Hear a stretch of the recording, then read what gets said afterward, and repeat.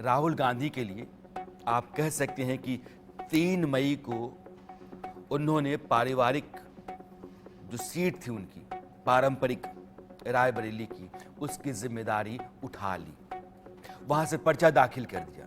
लेकिन कुछ दिनों के घटनाक्रम को देखें तो आपको साफ लगेगा कि कांग्रेस पार्टी के साथ साथ गांधी परिवार के लिए यह फैसला आसान नहीं था। सोनिया गांधी की चुनावी राजनीति से संन्यास लेने की घोषणा के बाद से ही काफी उहापोह वाली स्थिति रही। रायबरेली में सोनिया की जगह कौन लेगा? प्रियंका का नाम तेजी से चला, लेकिन इस पर प्रियंका की चुप्पी ने मामले को कभी तूल पकड़ने ही नहीं दिया। राहुल गांधी की तरफ से लगातार इनकार की खबरें भी, बल्कि प्रियंका गांधी की तरफ से भी इनकार की खबरें आती रहीं। इस बीच राहुल ने वायनाड से पर्चा भर दिया। ऐसे में चर्चा इस बात की भी थी कि क्या गांधी परिवार उत्तर प्रदेश की जमीन से पूरी तरीके से उखड़ जाएगा। शायद इस सवाल के सियासी दबाव ने भी काफी काम किया। और दूसरी बात यह कि साथी दल के नेता अखिलेश यादव का कन्नौज से मैदान में उतरना ने भी दबाव बनाया। हीला हवाली चलती रही होगी, हाँ ना बनी रही होगी, मगर आखिरकार राहुल गांधी को उत्तर प्रदेश में उतरना पड़ा। बस अमेठी की जगह रायबरेली को चुना गया। सुबह सुबह पूरे लाव लश्कर के साथ गांधी परिवार रायबरेली पहुंचा। रायबरेली लोकसभा सीट से कांग्रेस उम्मीदवार के तौर पर राहुल गांधी ने नामांकन दाखिल किया। नामांकन फॉर्म भरे जाने के दौरान राहुल गांधी के साथ सोनिया गांधी, उनकी बहन प्रियंका गांधी, प्रियंका के पति रॉबर्ट वाड्रा, पूरा गांधी परिवार नजर आया। इस मौके पर पार्टी के अध्यक्ष मल्लिकार्जुन खड़गे भी मौजूद रहे। नामांकन के दौरान गांधी परिवार की एकजुटता के जरिए रायबरेली को एक बड़ा मैसेज देने की कोशिश की गई। लेकिन कुछ बड़े सवाल हैं जो लोगों के जहन में हैं। आज की तारीख में हिंदुस्तान की राजनीति में जो बड़ा सवाल है वो यही है कि राहुल गांधी चुनाव लड़े उत्तर प्रदेश में तो जरूर, लेकिन अमेठी जहां से वो लगातार 2004 से 2019 तक सांसद रहे, उस जमीन को उन्होंने छोड़ा क्यों और रायबरेली शिफ्ट क्यों हो गए? इसी का जवाब आप तलाश रहे हैं। प्रियंका गांधी चुनाव क्यों नहीं लड़ी?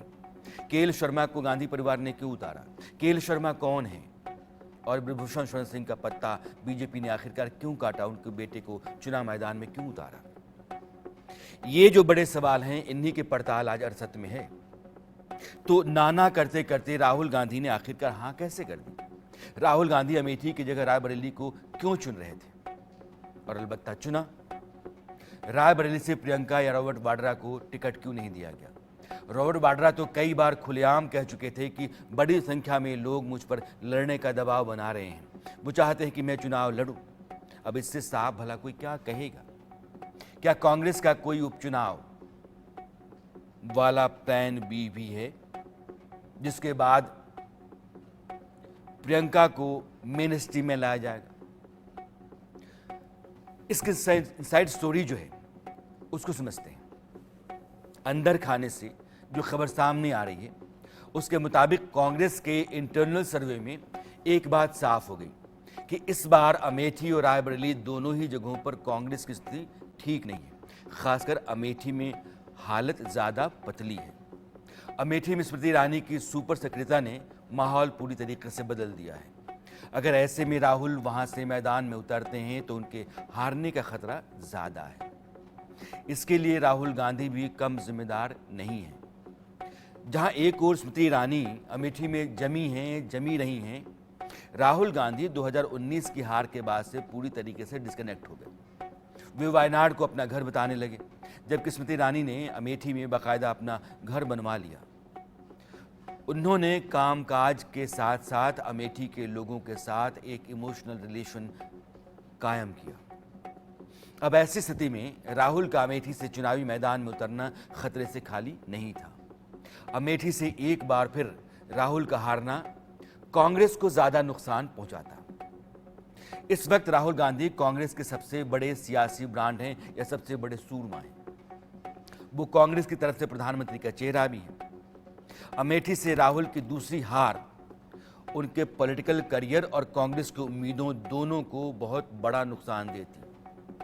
दक्षिण भारत से जीतना अलग बात है, उत्तर भारत में अपनी पकड़ पूरी तरीके से खो देना जो मैसेज देगा वह हर जीत को बेमानी कर देगा। इससे बचते हुए ही कांग्रेस ने राहुल को रायबरेली भेजना सही समझा। अमेठी से दूसरी हार का मनोवैज्ञानिक असर भी काफी ज्यादा होता, जो पार्टी कैडर का मनोबल तोड़ सकता था। लोकतंत्र में आपका कद नापने का एक ही पैमाना है और वो है चुनाव। और वहां अगर आप बार बार हारे तो आप वजन खो देते हैं। फिर राहुल गांधी चाहे नरेंद्र मोदी के खिलाफ जितने मोर्चे खोलते, जितने आक्रामक अंदाज में दिखते, लोगों के बीच उसका असर नहीं होता। अभी जो कुछ है उसको एक ही बार में डुबोने जैसा होता। यह अमेठी की जगह रायबरेली से राहुल गांधी को लड़ाने की तरफदारी करने वाले लोग कह रहे हैं। राहुल गांधी खुद अपने लोगों से कहते हैं कि डरो मत, लेकिन अगर वे उत्तर भारत से चुनाव नहीं लड़ते, पहली बात तो खुद को कॉन्ट्रडिक्ट करते और डर कर इधर से नहीं लड़े, ये बार बार अपने विरोधियों से कहलवाते।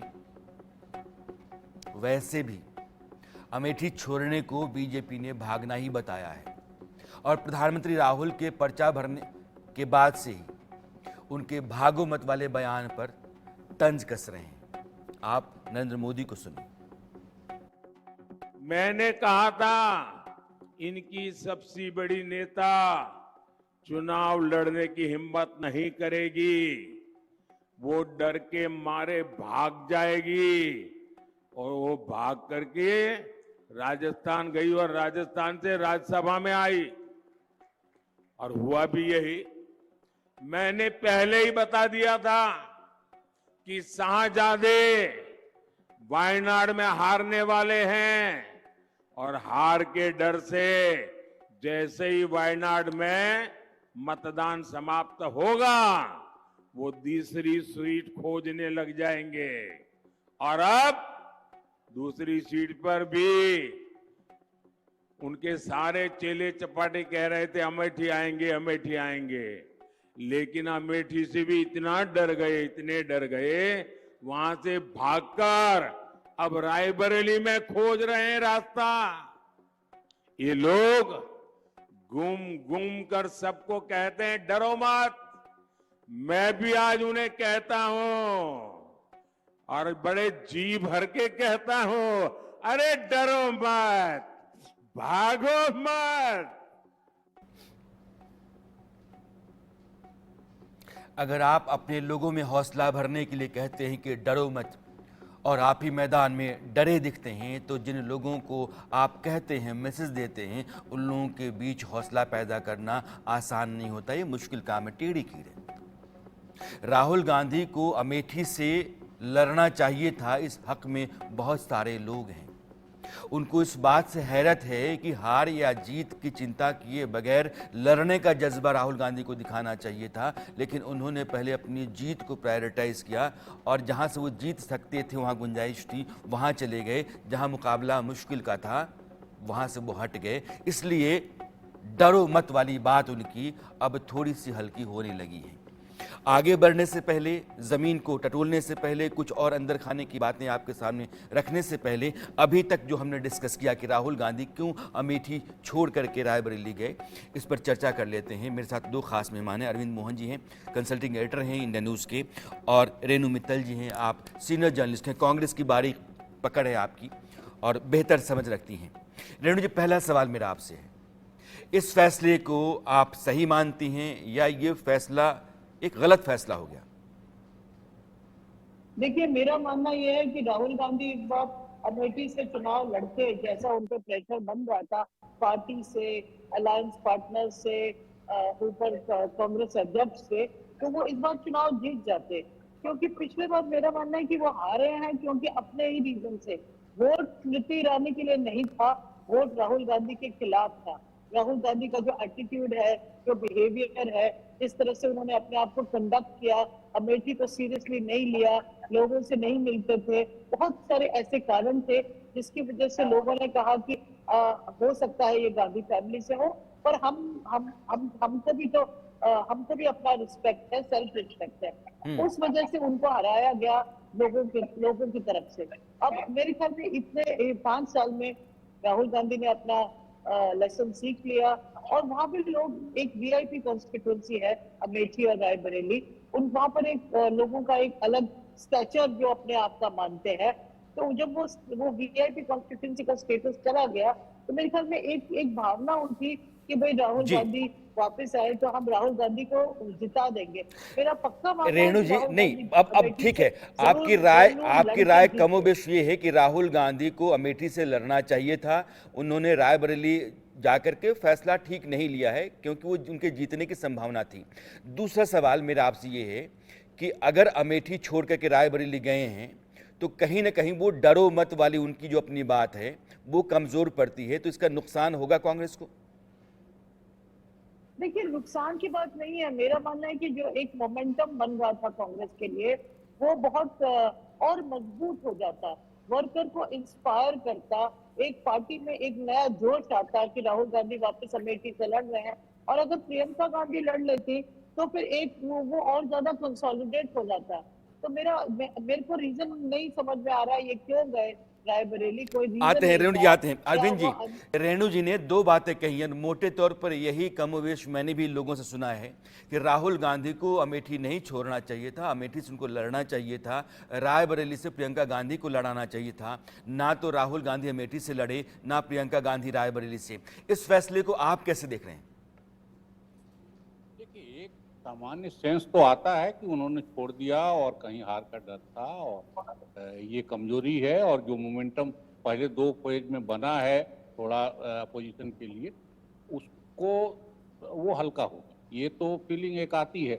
लेकिन ऐसा भी नहीं है कि अमेठी रायबरेली से कोई और नहीं लड़ा है। उनके सतीश शर्मा लड़े हैं, अरुण नेहरू लड़े हैं, खुद सोनिया गांधी अमेठी के बाद फिर रायबरेली आई है। तो सीटें बदलना और ये करना कोई ऐसा, अब ये जरूर है कि प्रियंका नहीं लड़ी हैं और राहुल लड़ रहे हैं, ये एक मसला है। और ये मसला इसलिए भी है कि परिवार में तीन ही लोग हैं जो फैसले करते हैं आपस में, तो उसमें प्रियंका का नहीं लड़ना ये एक फैसला है बड़ा। और उनके पति लड़ने की इच्छा बार बार दिखाते रहे हैं, लेकिन उनको भी नहीं लड़ाया गया। प्रियंका का न लड़ना एक तो परिवार का अपना फैसला हो सकता है, उसमें ये भी है कि सोनिया गांधी बेटे को पसंद करती हैं आगे रखना, ये चीज भी बार बार जाहिर हुई है बेटी को। लेकिन एक चीज जिसकी पॉसिबिलिटी अचानक उसके बाद दिखाई देने लगी है कि प्रियंका को अमेठी में या रायबरेली में टिकट न दे के पार्टी ने अभी खुला रखा है। तो इसलिए ये पॉसिबिलिटी भी है कि जब तक बनारस का नॉमिनेशन क्लोज नहीं होता है तब तक कहीं ये कि वो वहां पहुंच जाए, क्योंकि वो वहां पहुंच जाएंगी तो अभी जो आते लगता है कि हैं अरविंद जी, मैं आपके पास आता हूं। अरविंद जी ने एक अलग तरह का पत्ता फेंका है कि बनारस में नॉमिनेशन क्लोज नहीं होता तब तक एक संभावना प्रियंका गांधी के लिए बनी हुई है। संजय झा जी हमारे साथ जुड़े। संजय, आपका बहुत बहुत स्वागत है इंडिया न्यूज़ पर। आप कांग्रेस के फॉर्मर स्पोक्स पर्सन भी रहे हैं, बेहतरीन समझ है आपकी भारतीय राजनीति की।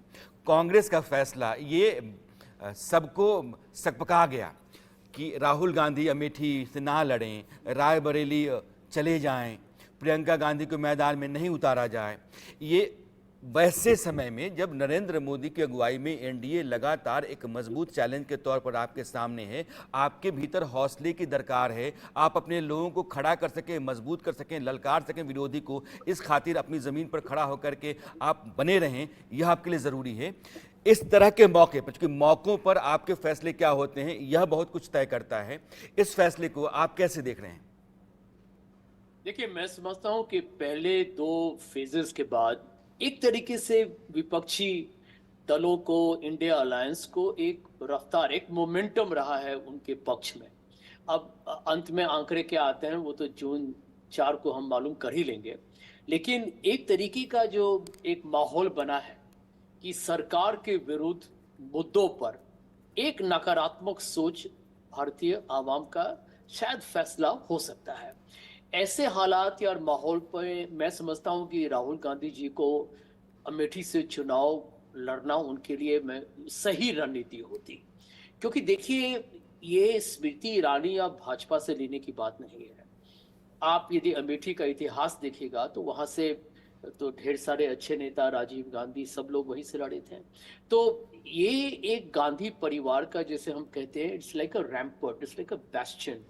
और यदि वहां पर आपको जनता को लगे कि आपको वहां भी अपना कोई निजी सुरक्षा नहीं आप महसूस कर रहे हैं, तो एक तरीके से एक ये जो कहते हैं ना कि ये आपके पक्ष में जो एक एक हालात लग रहे हैं लोगों के दिमाग में कि हम लोग मजबूती के साथ लड़ रहे हैं, तो वहां पर ये एक सदमा सा हो जाता है लोगों में कि क्या जो कहा जा रहा है वो सच है या नहीं है। मुझे जो आश्चर्य हुआ है, जो मैं आपको कहना चाहूंगा जी। कि यदि आप अमेठी से नहीं लड़ते तो आपको रायबरेली से भी नहीं लड़ना चाहिए था, क्योंकि मैं रायबरेली और अमेठी दोनों जगह में काफी बार गया हुआ हूँ, और ये दोनों तो बिल्कुल अलग बगल हैं।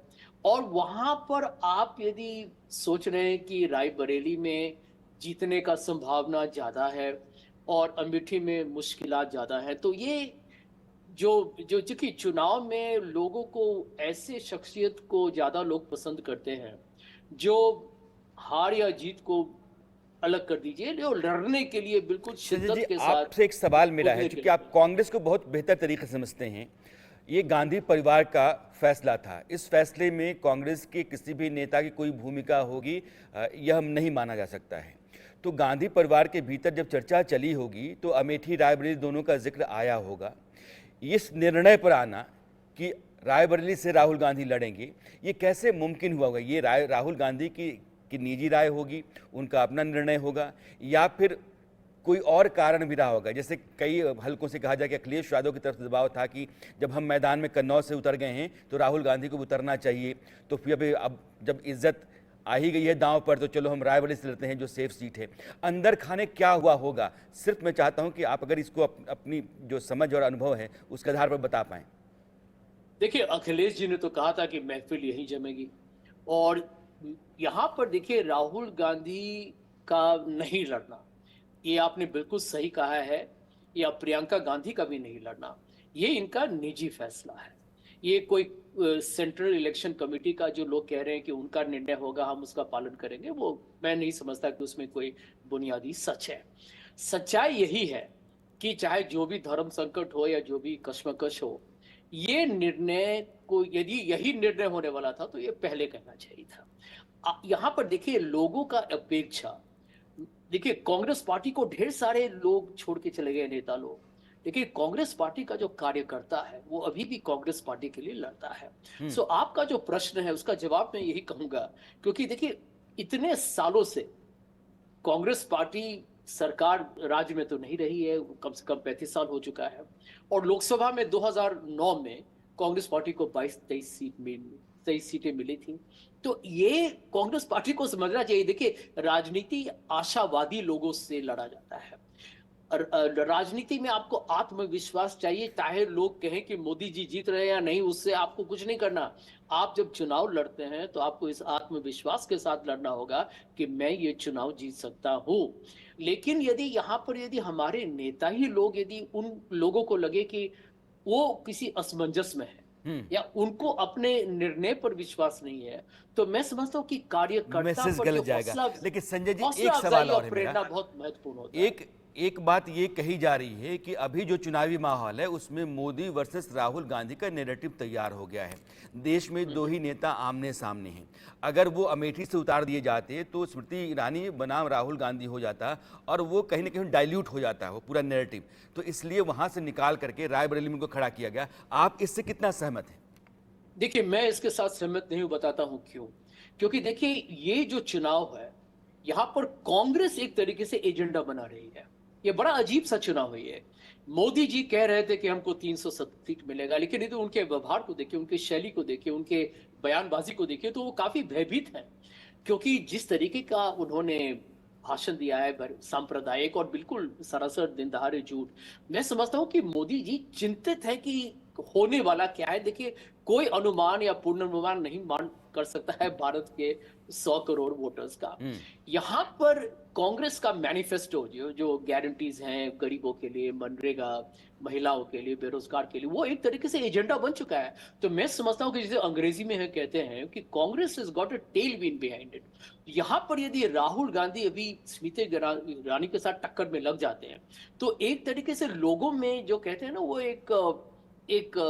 उनका मनोबल बढ़ता है कि हमारा नेता जो है वो टक्कर लेने के लिए तैयार है, चाहे कुछ भी हो जाए। देखिए, कांग्रेस के भी कार्यकर्ता जानते हैं कि यदि राहुल गांधी आज रायबरेली से भी लड़े हैं, तो मोदी जी वहां आएंगे प्रचार करने के लिए।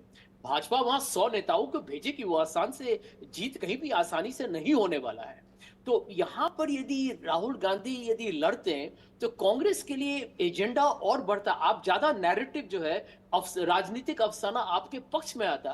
कांग्रेस का मैनिफेस्टो, राहुल गांधी लड़ रहे हैं, प्रियंका गांधी लड़ रही हैं, ये चुनाव भाजपा के हाथ से ज्यादा निकलता हुआ लगता।